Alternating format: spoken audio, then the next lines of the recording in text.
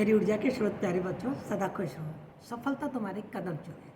आज की वीडियो में मैं आपको देवनागरी लिपि के विकास की कहानी सुनाने जा रही हूँ। जब मैं इस कहानी को आपको सुनाने के लिए तैयार कर रही थी तो इसको पढ़ते पढ़ते मेरे दिमाग में दो लाइनें आई हरिवंश राय बच्चन की कि असफलता एक चुनौती है, स्वीकार करो, क्या कमी रह गई देखो और सुधार करो। वैसे तो ये दो पंक्तियाँ पूरे मानव जीवन, पूरा जो हमारा विकास हुआ है उस विकास पर एकदम सटीक उतरती है। पर जब मैं लिपियों के विकास की बात देख रही थी तो मैंने इस पंक्ति की सच्चाई को देखा कि किस तरीके से हम अपनी लिपियों को विकास करते रहे, जो कमियां रह गई उन कमियों का हम सुधार करते रहे। और आज हम इस स्थिति पर पहुंचे हुए हैं कि आज हमारे पास बड़ी डेवलप्ड लिपियां हैं। रोमन लिपि है, वो अपने आप में एक बहुत अच्छी लिपि है, वर्णात्मक। देवनागरी लिपि है, वो दुनिया की सबसे वैज्ञानिक लिपि मानी जाती है। तो मैं जो देवनागरी लिपि है इसके बारे में आपको बताऊं, उसके पहले मैं चाहती हूँ कि मैं आपको थोड़ा सा लिपि के बारे में बताऊं कि आखिर लिपि किसे कहते हैं। आपके दिमाग में प्रश्न आ रहा होगा कि लिपि क्या है। बेटा, लिपि वो संकेत चिन्ह हैं जिनके माध्यम से ध्वनियों को प्रकट किया जाता है, हम अपनी भाषा को प्रकट करते हैं। मानव अपने भावों और विचारों को प्रकट करने के लिए जो भाषा काम में लेता है, ये भाषा वाचिक संकेत हैं और लिपि इसी भाषा का रूपात्मक संकेत है। तो इस तरीके से भाषा को लिखने का साधन है लिपि।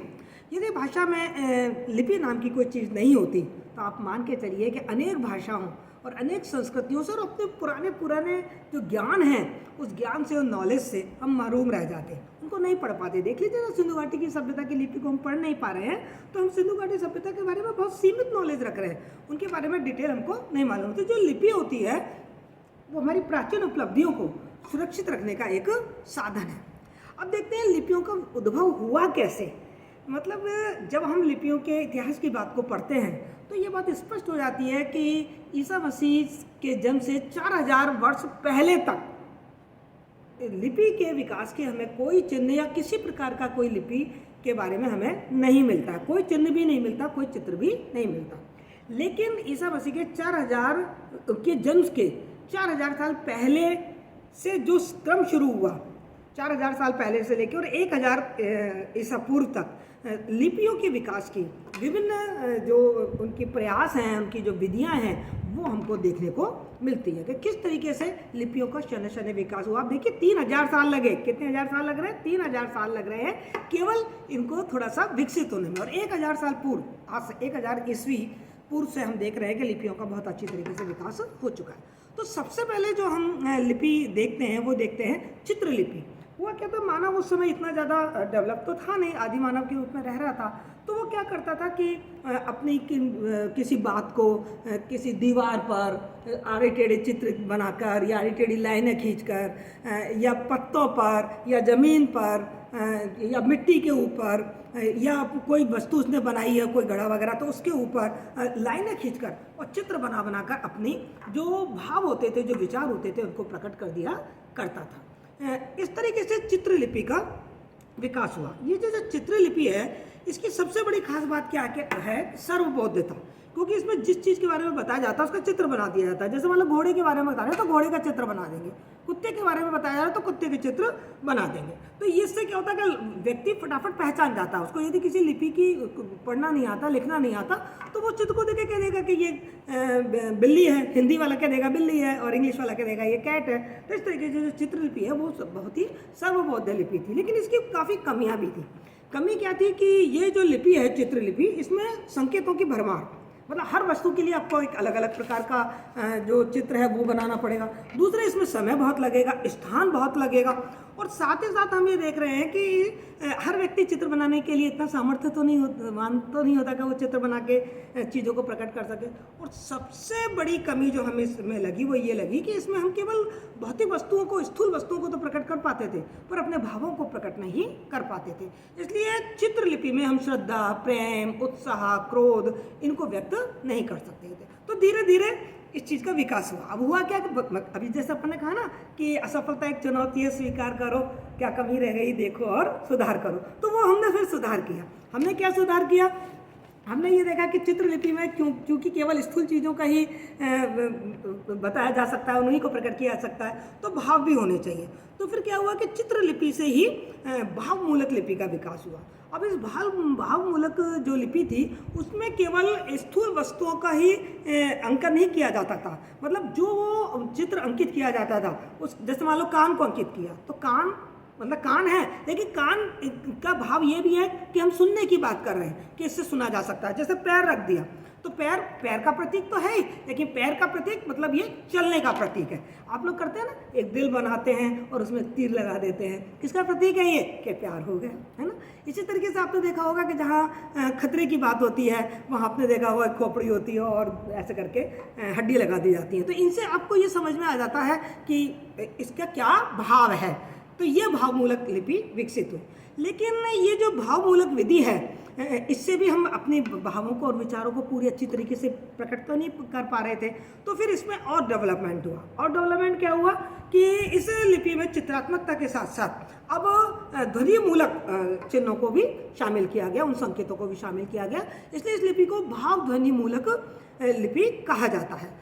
अब भाव ध्वनि मूलक जो लिपि है उसमें भी हम क्या देख रहे हैं कि कुछ जो चिन्ह हैं वो भाव को प्रतिनिधित्व देते हैं और कुछ चिन्ह हैं वो ध्वनि को प्रतिनिधित्व दे रहे हैं। बात यहाँ भी पूरी तरीके से नहीं बनी, क्योंकि अभी भी हम अपने भावों और विचारों को बहुत ही संक्षिप्त में, बहुत ही स्पष्ट रूप से प्रकट करने में सक्षम नहीं हो रहे थे।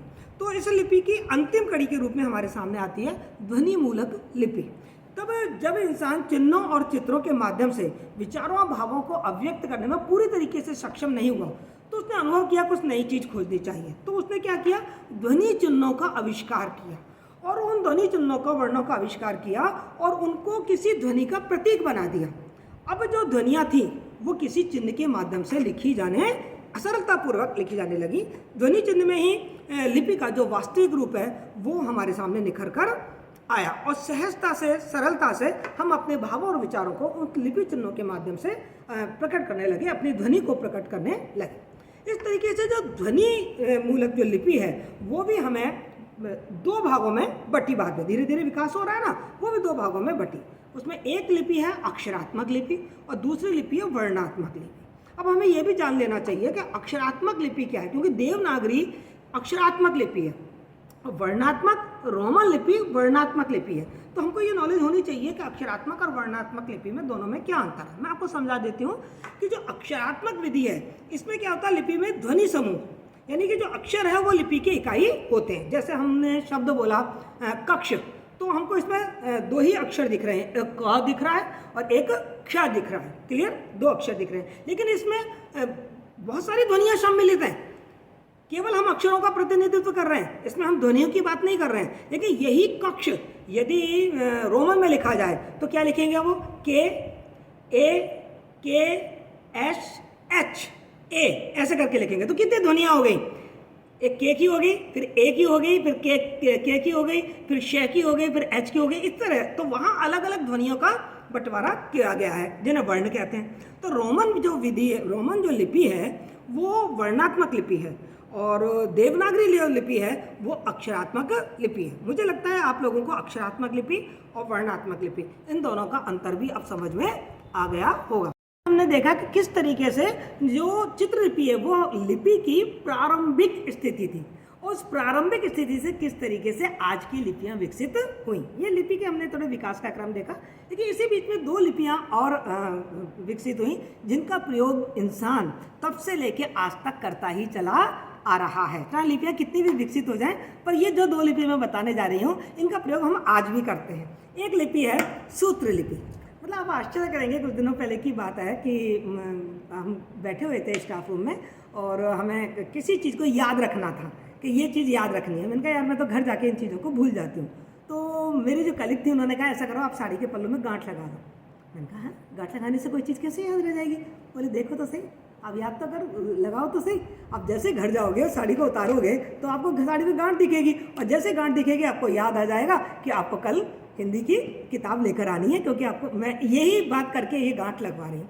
कमाल की बात है, वास्तव में ये हुआ। जैसे मैं घर गई और साड़ी उतारने लगी और गांठ देखी, मुझे फ़ौरन याद आया कि अरे मुझे हिंदी की किताब लेके जानी है, और मैंने फ़ौरन हिंदी की किताब उठा के और अपने बैग में रख ली। तो ये लिपि है सूत्र लिपि। ये सूत्र लिपि आदिकाल से प्रचलित है। मतलब जब इंसान अपनी चीज़ों को याद नहीं रख पाता था या अपने भावों और विचारों को, वो क्या करता था कि पेड़ की छाल है उनमें गांठ लगाकर या कोई धागा है उनको रंग कर उनमें विविध प्रकार के मोती वगैरह लगा के, जैसे आज अपन देखते हैं जानवरों के गले में उनकी पहचान के लिए मोती वगैरह मूंगे वगैरह पहना दिए जाते हैं। तो इस तरीके से जो सूत्र विधि है वो विकसित हुई, जो हम आज तक उसको काम में ले रहे हैं। जैसे वर्षगांठ है, आपने देखा होगा, हम मंदिरों में जाते हैं, वहाँ पर कलावा बांधते हैं और कलावे में गांठ लगाए जाते हैं। तो ये सब सूत्र विधि के उदाहरण हैं जिसका प्रयोग हम आज भी कर रहे हैं। एक दूसरी लिपि है जिसे प्रतीकात्मक लिपि कहा जाता है, प्रतीक लिपि कहते हैं। हम चाहे कितने भी डेवलप हो जाए, आज भी हम प्रतीकों का प्रयोग कर रहे हैं। और आपका पूरा मोबाइल में आपके जो इमोजी होते हैं, मोबाइल में जो आपके GIF होते हैं, वो क्या है मुझे बता दो आप। प्रतीक ही तो हैं।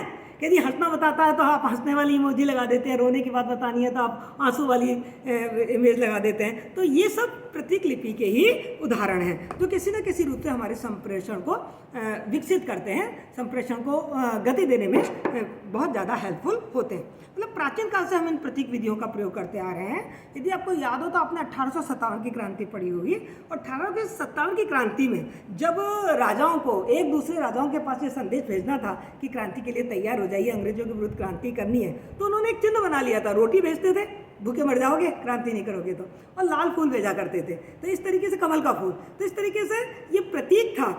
आज भी आप राजस्थान में देखिए, शादी ब्याह के जो निमंत्रण होते हैं उसमें वो हल्दी और सुपारी भेजा करते हैं। यदि आत्मसमर्पण करना होता है तो सफ़ेद झंडा लगा दिया जाता है। यदि आपने देखा होगा रेड क्रॉस की कहीं कोई बात है तो रेड कलर का जो प्लस का चिन्ह है वो लगा दिया जाता है। रेलगाड़ी में यदि आपने लाल झंडी दिखा दी मतलब रुक जाओ, खतरे की निशानी है।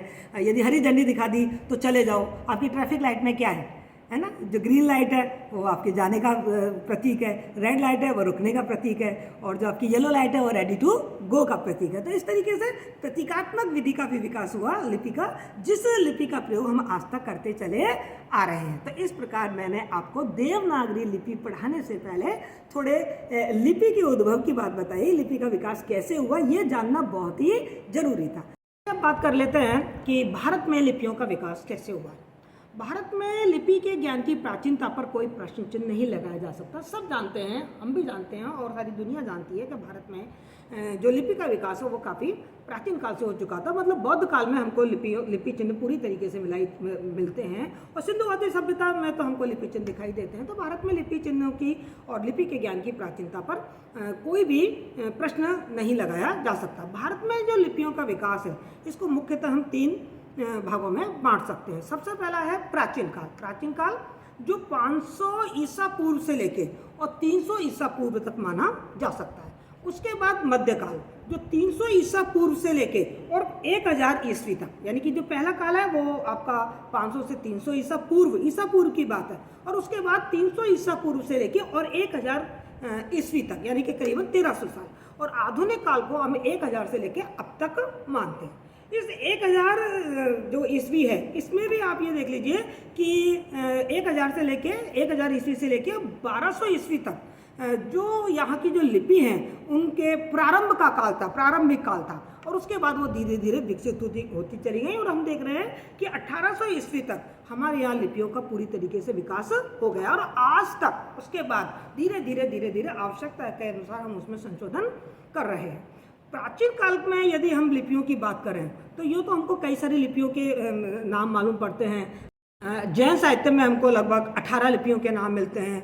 बौद्ध साहित्य में हमको लगभग 64 लिपियों के नाम मिलते हैं। लेकिन यदि हम पुराने शिलालेखों और सिक्कों की बात करें जिन पर लिपियों का प्रयोग किया गया है, तो हम ये देख रहे हैं कि हमारे यहाँ 2 लिपियाँ बड़ी प्रमुख रूप से प्रचलित थी। एक ब्राह्मी लिपि थी और दूसरी का नाम था खरोष्टी लिपि। सिंधु घाटी लिपि इन दोनों से अलग है, जिसके बारे में अभी हम ज़्यादा ज्ञान प्राप्त नहीं कर पाए कि उसको हम पढ़ ही नहीं पाए हैं, तो उस पर हम ज़्यादा बात नहीं कर रहे हैं। हम बात करते हैं ब्राह्मी लिपि पर, और ब्राह्मी लिपि पर विशेषकर हम बात इसलिए कर रहे हैं क्योंकि आज हम जिस देवनागरी विधि की बात करने जा रहे हैं वो देवनागरी विधि इसी ब्राह्मी लिपि का ही एक मतलब सोर्स यहीं से ही ब्राह्मी लिपि से ही देवनागरी लिपि बनी। एक्चुअल में जो ब्राह्मी लिपि है उसको पूर्णतः भारतीय लिपि के नाम से लोग जानते हैं कि जो देवनागरी जो ब्रह्मा से इसका जन्म बताया जाता है, उनके नाम पर इसका नामकरण किया जाता है। और दूसरी बात ये कही जाती है कि शायद ब्राह्मण मतलब जो पढ़े लिखे लोग थे, जो थोड़े से ज्ञान विज्ञान की बात करते थे, उनके द्वारा चूंकि इसका प्रयोग किया गया, इसलिए इसको ब्राह्मी लिपि कहते हैं। चलो नामकरण के बारे की बात अभी हमारा ये विषय नहीं है, इस पर हम इस पर ज़्यादा बात भी नहीं करेंगे क्योंकि हमारा विषय आज है देवनागरी विधि। लेकिन हम ये जानते हैं कि हाँ, जो भारत में ब्राह्मी लिपि की उत्पत्ति हुई, और उसके बारे में भी दो मत हैं। कुछ लोग इसको द्राविड़ लिपि के नाम से कहते हैं और कुछ उसको वैदिक लिपि कहते हैं। कुछ कहते हैं कि जो ब्राह्मी लिपि है वो एक्चुअल में जो भारत में सिंधु घाटी सभ्यता के जो द्राविड़ लोग थे उन्होंने इसका निर्माण किया था। और कुछ लोग कहते हैं कि नहीं, ये वैदिक लिपि है, जब आर्य लोग आए थे तो उन्होंने इस लिपि का आविष्कार किया था। लेकिन सारे निष्कर्ष और सारे अध्ययनों को जब हम देखते हैं तो इस बात को मानने में कोई दो राय नहीं है कि हाँ, ये जो ब्राह्मी लिपि है ये द्राविड़ीय लिपि मानी जा सकती है। आर्यों ने इस लिपि को और ज़्यादा संशोधित और परिवर्धित करके आगे बढ़ाया। ये जो ब्राह्मी लिपि है, इस ब्राह्मी लिपि के हमको दो रूप देखने को मिलते हैं, एक उत्तरी शैली और एक दक्षिणी शैली। दक्षिण शैली से द्राविड़ भाषाएं, तमिल, तेलुगु, ये इन सब भाषाओं का जन्म हुआ। हम बात करेंगे उत्तरी शैली ब्राह्मी लिपि की। इसे उत्तरी शैली में सबसे पहले हम देख रहे हैं कि इसमें गुप्त लिपि का विकास होता है। इस लिपि का विकास 4वीं-5वीं सदी में हुआ और ये भारत का उस समय का स्वर्ण युग माना जाता था, यानी कि गुप्त काल था।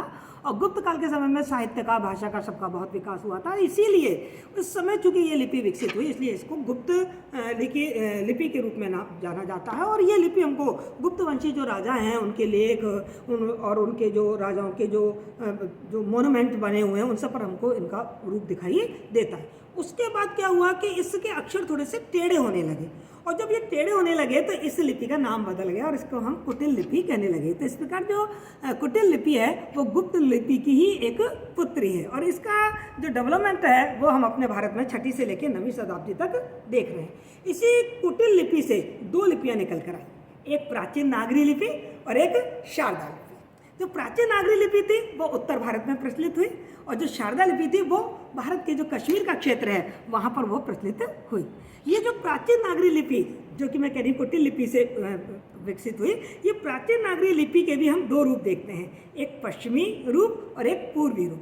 पश्चिमी रूप जिसमें हम गुजरात, महाराष्ट्रीय है, देवनागरी है, जन्म हुआ, और जो इसका पूर्वी रूप है उससे आपके बंगाली विकास हुआ। तो इस तरीके से ये चीज़ निकल के आई कि देवनागरी जो लिपि है उसका जो सोर्स है, उसका जो प्रारंभिक बिंदु है वो है ब्राह्मी लिपि। और ब्राह्मी लिपि से किस तरीके से विकसित होते होते रूप बदलते बदलते और आज हमारे सामने देवनागरी लिपि के रूप में ये लिपि प्रचलित है, जो कि विश्व की सर्वाधिक वैज्ञानिक लिपि है। और भारत में तो इसको राष्ट्रीय लिपि के रूप में स्वीकार कर लिया गया है। जब भारत की संविधान की धारा 349 में हिंदी को राजभाषा के रूप में मान्यता दी गई तो वहाँ साफ साफ लिखा हुआ है कि इसकी लिपि के रूप में देवनागरी लिपि को ही स्वीकार किया जाएगा। देख रहे हैं कि देवनागरी लिपि का प्रयोग केवल हिंदी में नहीं, इसका प्रयोग संस्कृत भाषा से ही शुरू हो गया था।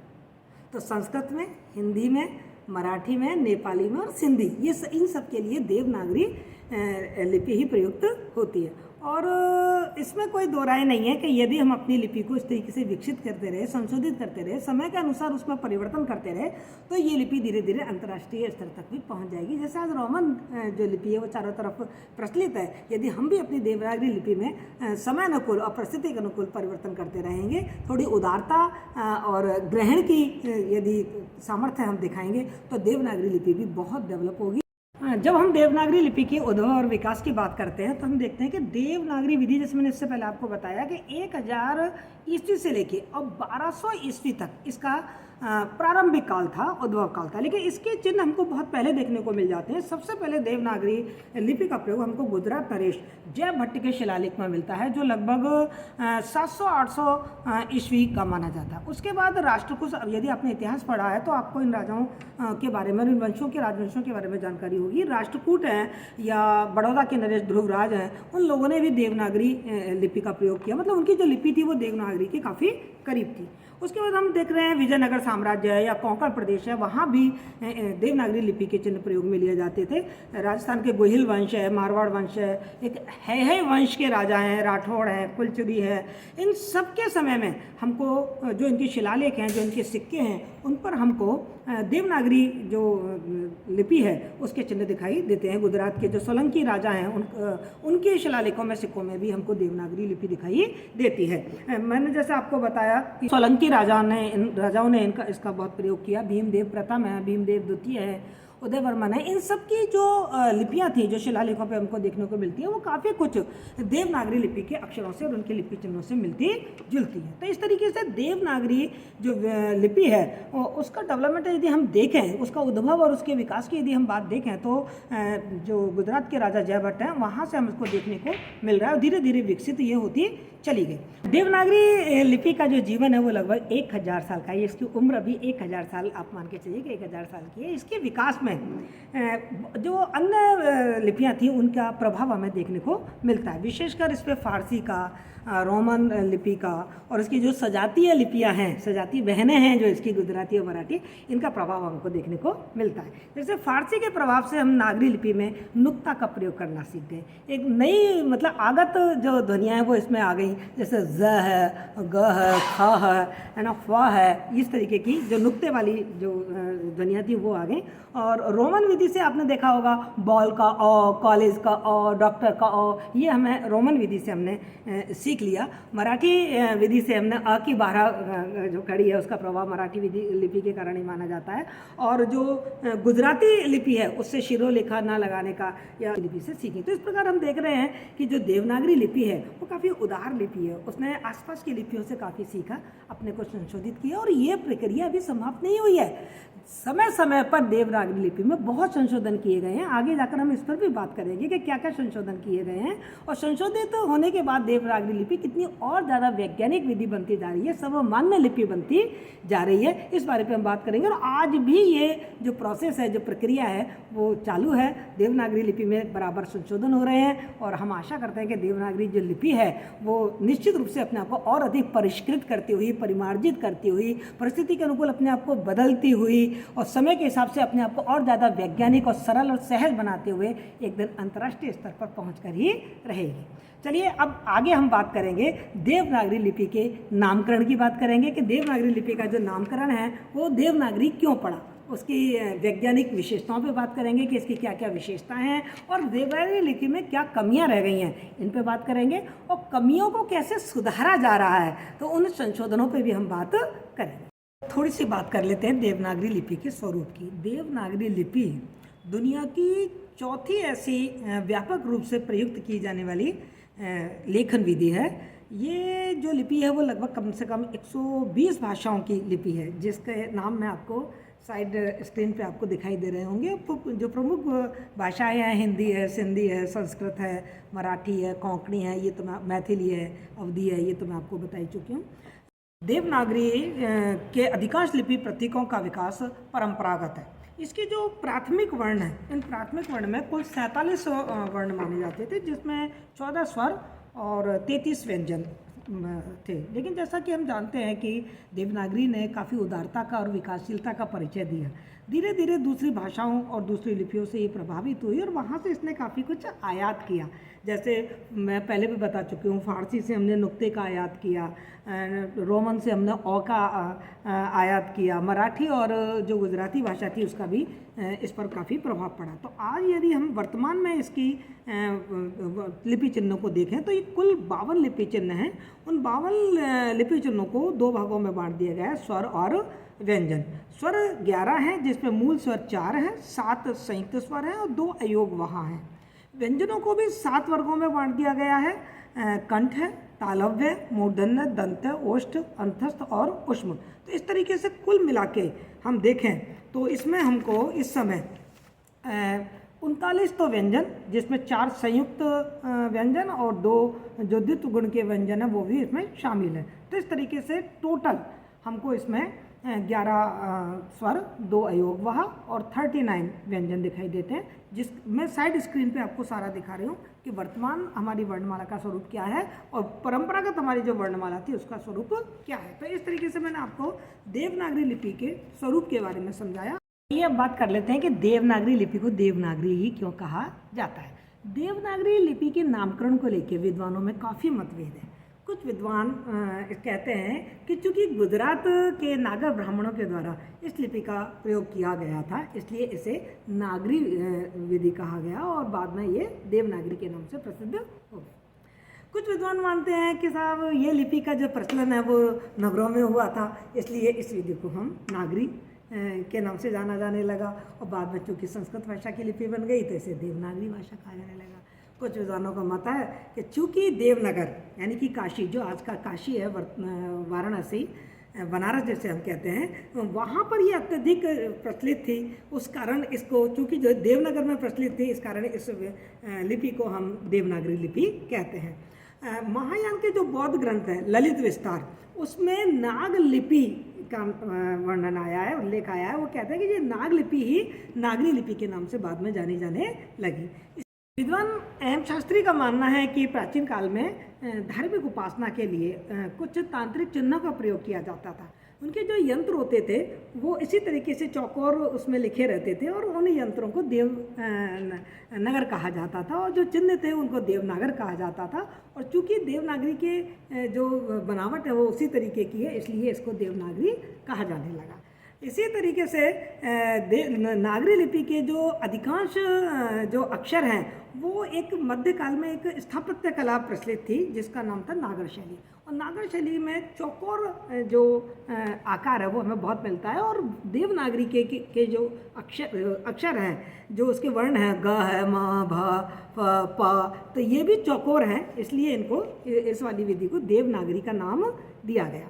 कुछ लोगों का मत यह है कि पाटलिपुत्र को नागर यानी कि नगर कहा जाता था और वहाँ के जो राजा थे चंद्रगुप्त, उनको देव कहा जाता था, इसलिए उन्हीं के नाम पर इस लिपि का नाम देवनागरी लिपि पड़ गया। तो इस तरीके से अलग अलग लोग कह रहे हैं कि ये देवनागरी लिपि इसको क्यों कहा गया है। भोलेनाथ तिवारी ने तो ये कहा है कि अभी भी इस पर ऐसे मतलब कोई मतैक्य नहीं है, सब इंसान जो सब विद्वान हैं वो अपने अपने तरीके से मत प्रकट कर रहे हैं, लेकिन ऐसे उनके कोई प्रमाणिक दस्तावेज हमको नहीं मिलते हैं। लेकिन डॉक्टर द्वारका प्रसाद सक्सेना कहते हैं कि इन सारे अध्ययन के बाद ये निष्कर्ष निकाला जा सकता है कि जो देवनागरी लिपि है, चूँकि वो परिष्कृत और परिमार्जित संस्कृत भाषा की लिपि है और उस संस्कृत को हम देव भाषा कहते हैं, और चूँकि देव भाषा की लिपि है इसलिए इसको हम देवनागरी कहते हैं और उनका ये मत हमारे गले उतरता है। तो इस प्रकार मैंने आपको बताया कि देवनागरी का जो नामकरण है उसके बारे में लोगों के क्या अलग अलग मत हैं और वास्तव में क्या मत सर्वस्वीकृत रूप में अभी माना जा रहा है, उस मत को मैंने आपको। आदर्श लिपि में जो गुण होने चाहिए वो सब हमको देवनागरी लिपि में दिखाई देते हैं। तो हम पढ़ते हैं देवनागरी लिपि की क्या क्या विशेषताएं हैं। विशेषताओं के कारण ही देवनागरी लिपि दुनिया की सर्वाधिक वैज्ञानिक लिपि मानी जाती है। तो एक एक करके इसकी विशेषताओं पर अपन थोड़ा सा विचार कर लेते हैं। सबसे पहली विशेषता जो हमें से देखने को मिलती है वो है कि इसमें ध्वनि एवं वर्णों का सामंजस्य हमें दिखाई देता है। किसी भी भाषा की ध्वनियों तथा उन्हें प्रकट करने वाले लिपि चिन्हों या वर्णों में जितना अधिक सामंजस्य होगा वह लिपि उतनी ही उत्कृष्ट मानी जाएगी, जिसमें उच्चारण के अनुसार ही वर्ण निश्चित किए गए हों। अर्थात देवनागरी लिपि में ये विशेषता है कि यहाँ उच्चारण के अनुसार ही वर्ण निश्चित किए गए हैं।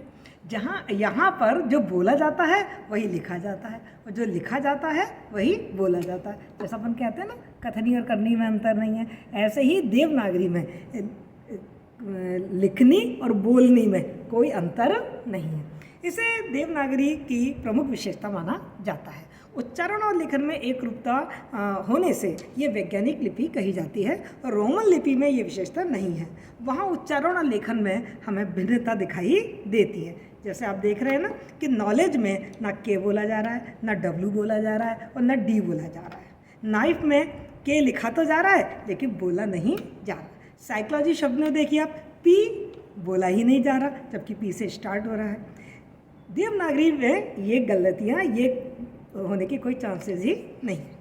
दूसरी जो विशेषता है वह है उच्चरित ध्वनियों का प्रयोग। इसमें केवल जो उच्चारण की गई हैं ध्वनियाँ वही अंकित की जाती हैं। अनुच्चरित यानी कि जो साइलेंट ध्वनियाँ होती हैं उनका देवनागरी में कोई स्थान नहीं है, जबकि अंग्रेजी में ऐसी साइलेंट ध्वनियों का अंकन होता है। जैसे हम बोल रहे हैं वॉक, देखिए स्पेलिंग क्या लिखते हैं हम, WALK, L साइलेंट है। चौक, CHALK, L साइलेंट है।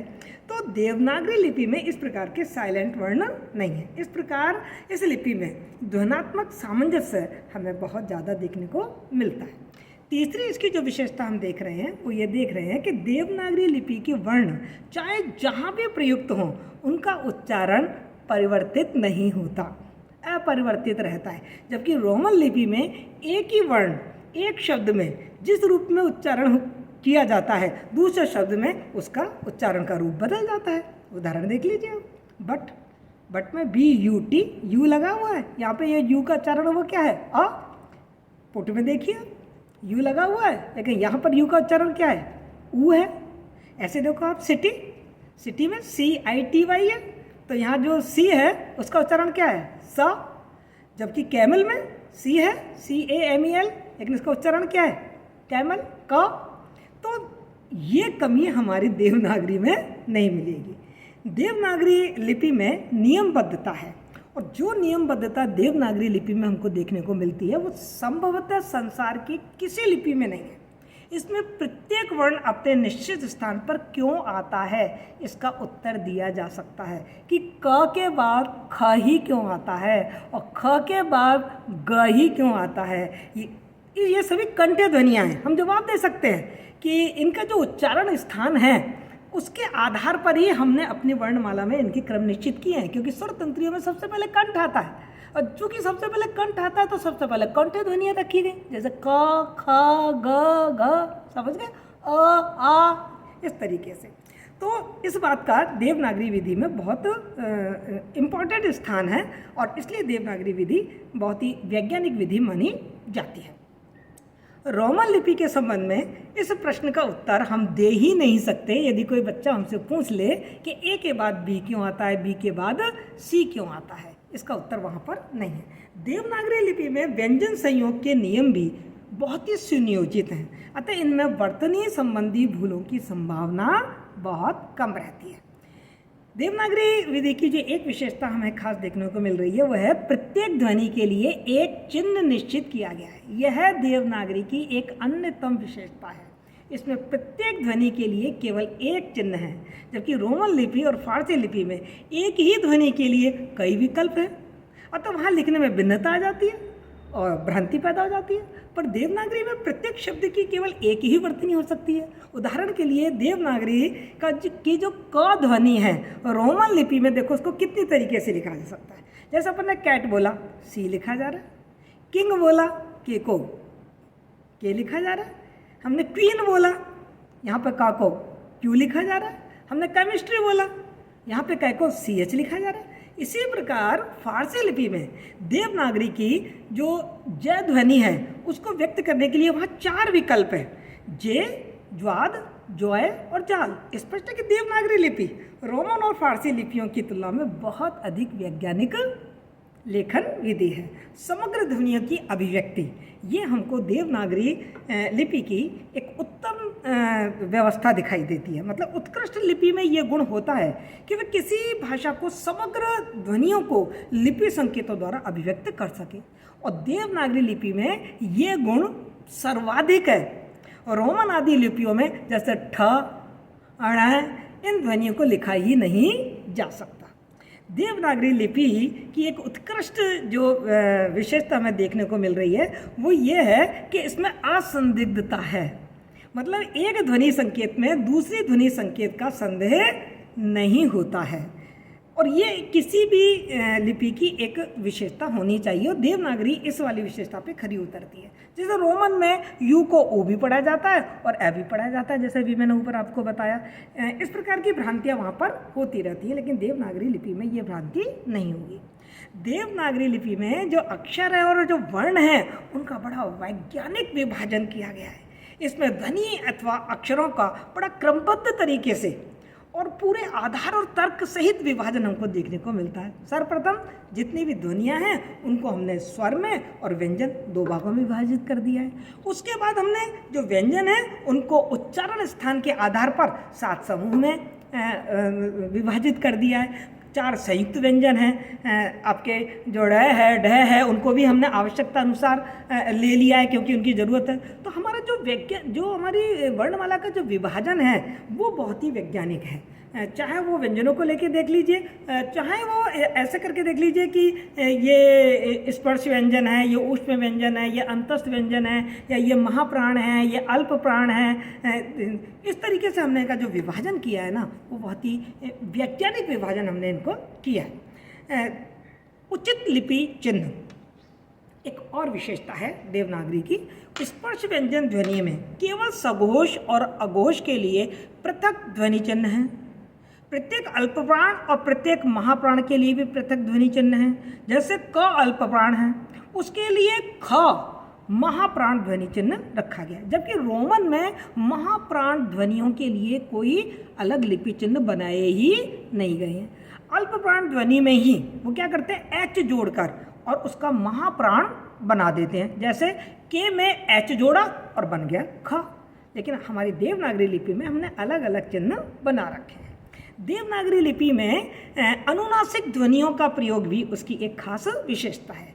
प्रत्येक स्पर्शी व्यंजन वर्ग तथा स्पर्श संघर्षी व्यंजन वर्ग संबद्ध अनुनासिक ध्वनि के लिए अलग अलग लिपि चिन्ह हैं। घबराइए मत, मैं भी इसको समझाती हूँ। जिनका उच्चारण स्ववर्गीय वर्ण से पूर्व होता है, जैसे शंका, पंच, ठंडा, संत, लंबा आदि शब्दों में हमने क्या किया कि जो अनुनासिक व्यंजन ध्वनि का चिन्ह है उस वर्ग का पंचम वर्ण ही होता है जिससे पूर्व वह बोला जाता है। जैसे संत शब्द में तय के पहले नासिक की ध्वनि आ रही है। अब तय वर्ग का पंचम वर्ण क्या है, न। तो हमने क्या किया, नासिक के ध्वनि चिन्ह का जो न है वो संत में त के आगे लगा दिया। और जैसे कि सुधार हुआ तो ये पंचम वर्ण की जगह हम अनुस्वार लगाने लगे। ठीक है ना। संयुक्त वर्ण की व्यवस्था भी देवनागरी में बहुत ही स्पष्ट रूप से बताई गई है। जो अंग्रेजी है या रोमन या फारसी जो लिपियां हैं उनमें संयुक्त वर्ण होते हुए भी उनका उच्चारण और उनकी जो व्यवस्था है वो देवनागरी की तरह नहीं है। देवनागरी लिपि में स्वरों के लिए जो मात्राओं की व्यवस्था है वो बहुत ही निश्चित और स्पष्ट है। मात्राओं का प्रयोग व्यंजनों के समय होता है और मात्राओं के कारण उच्चारण में कोई भ्रम का स्थान रहता ही नहीं है। देवनागरी लिपि में बहुत ही स्पष्टता है। इसमें एक वर्ण में दूसरे वर्ण का भ्रम होने की गुंजाइश बहुत ही कम है, किंतु फारसी लिपि में ये दोष तो बहुत है। मतलब एक नुक्ता ना होने के कारण शब्द का अर्थ बदल जाता है ना। खुदा में आप नुक्ता मत लगाइए, क्या बन जाएगा वो, खुदा। जरा में आप नुक्ता मत लगाइए, क्या बन जाएगा वो, जरा। इसी प्रकार अंग्रेजी का जो रोमन लिपि है उसके बहुत अक्षरों में शीघ्रता से लिखने में पारस्परिक भ्रम होने की संभावना हो जाती है। जैसे ई और सी, छोटी ई और सी, जे और आई, ओ और क्यू, एम और एन। लेखन में विधि में हमारी जो देवनागरी विधि है उसमें हमें ये कमी दिखाई नहीं देती है। देवनागरी विधि इस तरीके से तो बहुत विशेषताओं से संपूर्ण है ही, लेकिन अपने रंग रूप में भी ये जो देवनागरी लिपि है ये बहुत ही खूबसूरत विधि है। बहुत ही कलात्मक, सुंदर और आकर्षक और सुगठित इसके जो वर्ण हैं, इसके जो अक्षर हैं वो बहुत ही सुगठित हैं। लिखने में अपेक्षाकृत ये कम स्थान घेरते हैं। रोमन लिपि में जहाँ वर्णमाला के 4 प्रारूप देखने को मिलते हैं, लिखने का कैपिटल अक्षर, छापे का कैपिटल अक्षर, लिखने के छोटे अक्षर, छापे के छोटे अक्षर, वहीं देवनागरी में अक्षर केवल एक ही तरह से लिखे जाते हैं। फारसी लिपि भी बड़ी लिखने में बड़ी कठिन है, लेकिन हमारी देवनागरी लिपि बहुत ही इजी, सहज और सरल और सुंदर और सुगढ़ है। देवनागरी लिपि में एक बहुत अच्छी विशेषता जो पाई जाती है वो है इसकी गत्यात्मकता और इसकी व्यवहारिकता। और ये तो हमारी संस्कृति की विशेषता है कि हम जड़ नहीं हैं, हम अपने आप को समय के हिसाब से, परिस्थिति के अनुसार से परिवर्तित करते रहते हैं। तो देवनागरी लिपि में आवश्यकता अनुसार समय समय पर इसमें ध्वनि चिन्हों और विराम चिन्हों को समाविष्ट किया गया है। हमने फारसी से बहुत कुछ सीखा, जैसे हमने फारसी से नुक्ता सीख लिया, हमने अंग्रेजी से औ सीख लिया, है ना, और उनका कॉमा सीख लिया, हमने मराठी से, गुजराती से, सबसे सीखा और अपनी भाषा को संपूर्ण बनाए रखा, विकासशील बनाए रखा। देवनागरी जो विधि है, एक बात और बता दें, आर्थिक दृष्टि से भी बड़ी ज़बरदस्त फ़ायदेमंद है, क्योंकि ये बहुत ही कम खर्चीली है। लिपि की एक विशेषता मानी गई है कि वो कम खर्चीली होनी चाहिए, अर्थात कम स्थान घेरती हो, मुद्रण और टाइप आदि में अधिक खर्चीली ना हो। देवनागरी लिपि के जो संयुक्त अक्षर हैं और मात्राओं के कारण ये कम स्थान घेरती है, अतः रोमन लिपि और फारसी लिपि की तुलना में ये कम खर्चीली है। तो इस प्रकार हम देख रहे हैं कि देवनागरी लिपि में वो सारी विशेषताएं हैं जो कि एक आदर्श विधि में होनी चाहिए। इसलिए देवनागरी लिपि दुनिया की सबसे अधिक वैज्ञानिक लिपि मानी जाती है। लेकिन हम यह नहीं कह सकते कि देवनागरी विधि पूरी तरीके से दोषमुक्त है। जैसा कहा जाता है ना कि every rose has is thorn, हर गुलाब में कांटे होते हैं। तो देवनागरी विधि में भी कुछ न्यूनताएं हैं, कुछ कमी है। यद्यपि इन कमियों को, न्यूनताओं को हम धीरे धीरे ओवरकम करते जा रहे हैं, धीरे धीरे हम इनको कम करते जा रहे हैं, हटाते जा रहे हैं। जैसा कि मैंने कहा था ना कि क्या कमी रह गई, देखो और सुधार करो, तो हम सुधार कर रहे हैं। बहुत सारे सुधारों के बाद इन कमियों को हटा दिया गया है। लेकिन फिर भी हम देवनागरी लिपि की जो मूल कमियाँ थी उन पर थोड़ा सा विचार यहाँ पर कर लेते हैं। सबसे पहली कमी जो हम इसमें देख रहे हैं वो ये देख रहे हैं, वर्ण द्वेद की प्रवृत्ति है। वर्ण द्वेद, द्वेद माने दोहरा, अतः एक रूपता का अभाव हमें कहीं कहीं दृष्टिगत होता है। जैसे बहुत सारे, अब तो खैर ये हमने कभी दूर कर लिए, लेकिन इसके कई सारे जो वर्ण हैं वो ऐसे तो दो तरीके से लिखे जाते हैं। जैसे आ, आपको दिख रहा होगा साइड में, पहले ऐसे लिखा जाता था, झ है, अण है, श है, ये अलग तरीके से भी लिखे जाते थे। इसके कुछ लिपि चिन्ह बड़े भ्रामक हैं। जैसे हमने लिखा खाना, अभी खाना में यदि आपने ख में जरा भी गड़बड़ी कर दी तो ये हो जाएगा रवाना, तो भ्रमवश हम इसको क्या पढ़ जाएंगे, रवाना। ऐसे अरण, यदि हमने ण लिखने में गलती कर दी तो इसको हम अरराय पढ़ सकते हैं। इसके कतिपय संयुक्त अक्षर व्यंजन जैसे हो गए, जैसे क्षत्रज्ञ श्र, सामान्य व्यक्ति इन्हें भी अक्षर मानता है। अन्य संयुक्त व्यंजनों के लेखन में भी हमें असमानता दिखाई देती है, जैसे गुप्त, अम्ब, ब्रह्म, क्रम। इसमें प्रथम दो में तो प्रथम व्यंजन और दूसरे दो में द्वितीय व्यंजन का आधा करके संयुक्त बनाया गया है, तो यहाँ थोड़ी एक रूपता की कमी है। इसकी कुछ मात्राएं ऊपर लगती हैं, कुछ मात्राएं नीचे लगती हैं, कुछ दाएं लगती हैं और कुछ बाएं लगती हैं। अतः जो मात्राओं का विधान है वो थोड़ा सा जटिल है और अक्षरों की संख्या भी काफ़ी है। अतः शीघ्र लेखन, मुद्रण, टंकण आदि में थोड़ी सी कठिनाई हमें देखने को मिलती है। शिरोरेखा का विधान भी कुछ विद्वान अनुपयुक्त मानते हैं और समय साध्य भी मानते हैं और थोड़ा कठिन भी मानते हैं, और इससे कुछ गड़बड़ियाँ भी हो जाती हैं। कई बार क्या होता है, जैसे भा के ऊपर यदि शीघ्रतावश पूरी शिरोरेखा खींच दी गई तो भरा की जगह हम उसको पढ़ लेंगे मरा। ऐसे ही ध के ऊपर यदि शिरोरेखा पूरी हो गई तो हम धरा की जगह पढ़ेंगे घरा, है ना। तो इस बात का थोड़ा सा ध्यान दें। और शिरोरेखा हटा देने पर भी कई शब्द हमें देखने में बिल्कुल एक से ही दिखाई देते हैं। तो शिरोरेखा का प्रयोग बहुत ही समझदारी से इसमें करना पड़ता है, नहीं तो अर्थ का अनर्थ हो जाता है। रेप का विधान भी गड़बड़ी उत्पन्न करता है। यह कई रूपों में प्रयुक्त होता है, जैसे र है, राम, र, विक्रम आप देख रहे हैं, धर्म आप देख रहे हैं, राष्ट्र आप देख रहे हैं। इसमें र का प्रयोग 4 रूपों में हुआ है और जहाँ पर लोग काफ़ी भ्रमित हो जाते हैं। यह जो देवनागरी लिपि है वो अक्षरात्मक लिपि है, अतः इसका ध्वनि शास्त्रीय अध्ययन बहुत ही कठिन हो जाता है, क्योंकि इसमें ध्वनियों का पूर्ण विश्लेषण नहीं हो पाता। जैसे हमने एक शब्द लिखा मर्म, अब इसमें 3 ही ध्वनियाँ लिखी गई हैं, म, ऊपर र और फिर म, जबकि इसमें ध्वनियाँ कितनी हैं, एम, म, फिर उसमें अ जुड़ा हुआ है, फिर र और फिर म और फिर अ जुड़ा हुआ है, 5 ध्वनियाँ हैं। इसमें जो हमारी देवनागरी लिपि है इसमें एक छोटी सी कमी और पाई जाती है। यह अखिल भारतीय लिपि के गुण की कमी है इसमें, क्योंकि जो द्राविड़ लिपियां हैं, जो मराठी लिपि है, जो कश्मीरी लिपि है, इसकी कई ध्वनियाँ हमको देवनागरी में नहीं मिलती हैं। तो चूँकि भारत विविधताओं वाला देश है तो यहाँ की जो राष्ट्रीय लिपि बने उसमें सारी लिपियों का जो ध्वनि संकेत हैं वो शामिल होने चाहिए। यह लिपि एक मुद्र और पंक्ति मुद्र के लिए भी सही नहीं मानी गई है। इस लिपि को टाइपराइटर के लिए भी उपयुक्त नहीं माना जाता। अंग्रेजी में तो कुल 26 वर्ण है, जबकि देवनागरी लिपि में शुद्ध वर्णों की संख्या देखी जाए तो वो भी 45 और अभी हम 52 देख रहे हैं।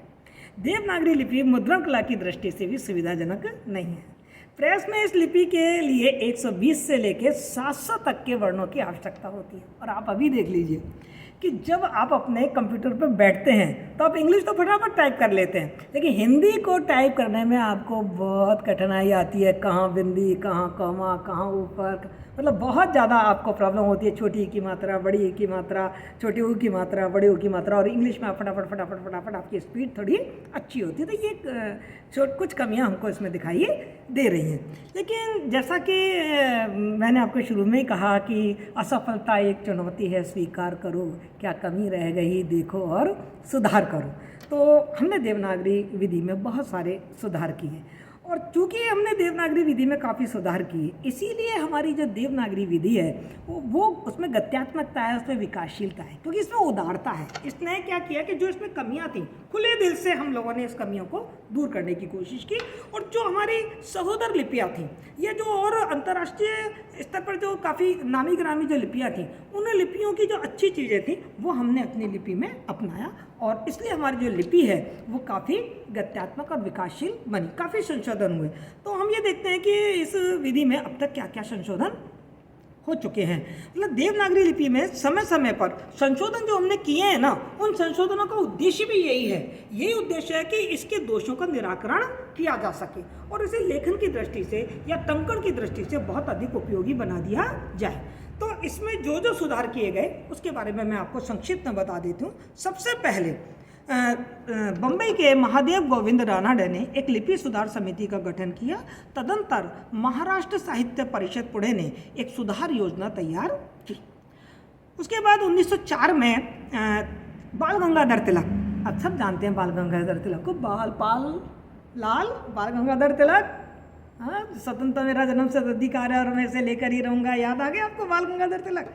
तो बाल गंगाधर तिलक ने केसरी पत्र में देवनागरी लिपि की सुधार की चर्चा की, और परिणामतः देवनागरी के टाइपों की संख्या 190 निर्धारित की गई। इन्हें तिलक टाइप या तिलक फॉन्ट के नाम से जाना जाता है।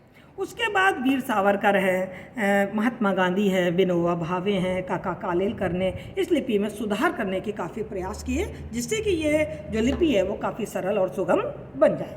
हरिजन पत्र में काका कालेलकर ने देवनागरी की स्वर ध्वनि के स्थान पर अपर मात्रा लगाने का सुझाव दिया, जिससे देवनागरी लिपि में वर्णों की संख्या को कम किया जा सके। 1935 में राष्ट्रपिता महात्मा गांधी के सभापतित्व में एक हिंदी साहित्य सम्मेलन का आयोजन होता है, और जिसमें काका कालेलकर के संयोजन में एक नागरी लिपि सुधार समिति का गठन किया जाता है, जो अपनी सुझाव 1941 में देती है, और जिसके अनुकूल हम देवनागरी लिपि में काफ़ी सुधार करते हैं, जिससे कि वो सहज और सरल बन जाए। सावरकर बंधुओं ने भी एक सुझाव दिया कि अ की 12 कड़ी का सुझाव उन्होंने दिया, जिससे कि देवनागरी विधि में थोड़ी सरलता आ जाए। डॉक्टर श्याम सुंदर दास ने यह सुझाव दिया कि प्रत्येक वर्ण में वर्ग का जो पंचम वर्ण के स्थान पर केवल अनुस्वार का प्रयोग किया जाए, और श्याम सुंदर दास जी का यह सुझाव बहुत ही व्यवहारिक था, इसलिए आज भी हम पंचम अक्षर के स्थान पर अनुस्वार का प्रयोग करते हैं। डॉक्टर गोरखनाथ प्रसाद का सुझाव था कि मात्राएं व्यंजनों के दाहिनी ओर ही लगाई जाएं, अर्थात जो मात्राएं प्रचलित देवनागरी में दाएं बाएं या ऊपर नीचे लगती हैं वह सब व्यंजन के दाहिनी ओर ही लगनी चाहिए। ये सुझाव था मात्र, मैं ये नहीं कह रही कि ये सब इम्प्लीमेंट हो गए, लेकिन हाँ कोशिशें की गई। काशी के विद्वान श्रीनिवास जी का सुझाव था कि देवनागरी लिपि के वर्णों की संख्या कम करने हेतु उसमें से सभी महाप्राण ध्वनियों को निकाल दिया जाए तथा अल्प प्राण ध्वनि के नीचे ही कोई चिन्ह लगाकर या कोई रेखा लगाकर उसको महाप्राण बना दिया जाए। 1945 में काशी नागरी प्राचरणी जो सभा है उसके द्वारा अ की 12 कड़ी और श्रीनिवास के सुझाव को अस्वीकार कर दिया गया कि नहीं, ये प्रैक्टिकल चीज़ नहीं है, व्यवहारिक चीज़ नहीं। 1947 में उत्तर प्रदेश सरकार द्वारा एक समिति का गठन किया गया, जिसका अध्यक्ष आचार्य नरेंद्र देव को बनाया गया, और उन्होंने भी देवनागरी लिपि में सुधार के लिए अनेक सुझाव और सिफारिशें की। 1853 में डॉक्टर राधाकृष्णन की अध्यक्षता में एक उच्च स्तरीय समिति ने लिपि सुधारों पर गहन विचार किया, और इस समिति में विभिन्न प्रांतों के लगभग 100 से अधिक प्रतिनिधियों ने भाग लिया तथा 14 मुख्यमंत्रियों ने इसमें विचार विमर्श किया और समिति के जो सर्वमान्य सुझाव थे उनको देवनागरी लिपि में अपनाया भी गया। जैसे ढ भ छ इनको कहा गया कि इनको घुंडीदार बना दिया जाए जिससे कि इनके लिखने में कोई गलती ना हो। उक्त सुझावों के अतिरिक्त कुछ भाषा वैज्ञानिक थे, उन्होंने भी अपने अपने सुझाव दिए। जैसे विद्वान डॉक्टर उदय नारायण तिवारी हैं, डॉक्टर धीरेन्द्र वर्मा हैं, डॉक्टर भोलानाथ तिवारी हैं, डॉक्टर हरदेव बहारी हैं। इन्होंने भी देवनागरी लिपि के दोषों के निराकरण के लिए काफ़ी सुधार किए और सुझाव भी दिए। जैसे उन्होंने कहा संयुक्त अक्षर में प्रयुक्त होने वाली जो र की ध्वनि है उसको एक ही तरीके से यूज़ किया जाए। क का र लिखो और र के नीचे हलंत लगाकर ही काम चलाया जाए। देवनागरी लिपि के मानकीकरण के लिए, जैसे अभी हमने थोड़ी देर पहले देखा कि इसके कुछ ध्वनियाँ ऐसी हैं जो एक से अलग अलग तरीके से लिखी जाती हैं। जैसे अ अलग तरीके से, दो तरीके से लिखा जाता है, झ दो तरीके से लिखा जाता था।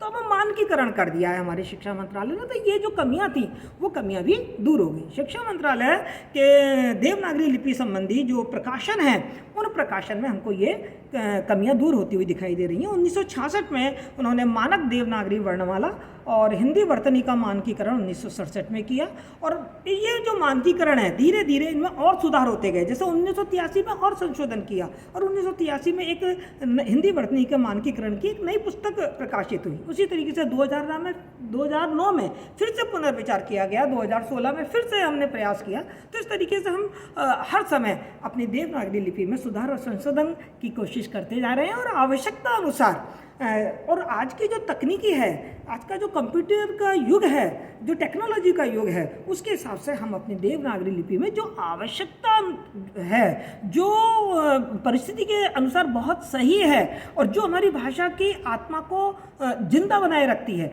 ऐसे सुधारों को हम खुले दिल से स्वीकार कर रहे हैं और देवनागरी लिपि का मानकीकरण करते जा रहे हैं, जिससे कि लोगों में भ्रम की जो स्थिति है वो बिल्कुल भी भ्रम की स्थिति ना बने।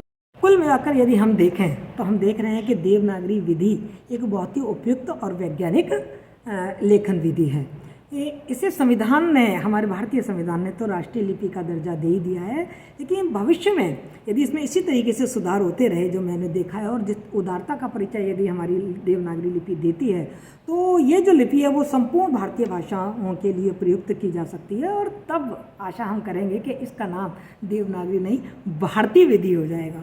और आज भी हिंदी प्रदेश में चूँकि ये बहुत ज़्यादा प्रयोग में ली जा रही है, तो इसे हिंदी के रूप में प्रतिष्ठा, हिंदी लिपि के रूप में इसको प्रतिष्ठा मिल ही चुकी है। इस प्रकार मैंने आज के वीडियो में आपको देवनागरी लिपि के बारे में जो विभिन्न पक्ष थे, जो विभिन्न आयाम थे, वो सारे आयाम मैंने आपको समझाए हैं। आशा है कि आपको ये वाला कॉन्सेप्ट पूरी तरीके से क्लियर हो गया होगा। फिर भी आपको यदि कोई प्रॉब्लम आती है तो आप कमेंट बॉक्स में मुझे अवश्य लिखें, मैं आपकी प्रॉब्लम को सॉल्व करने की कोशिश करूँगी। Thank you so much.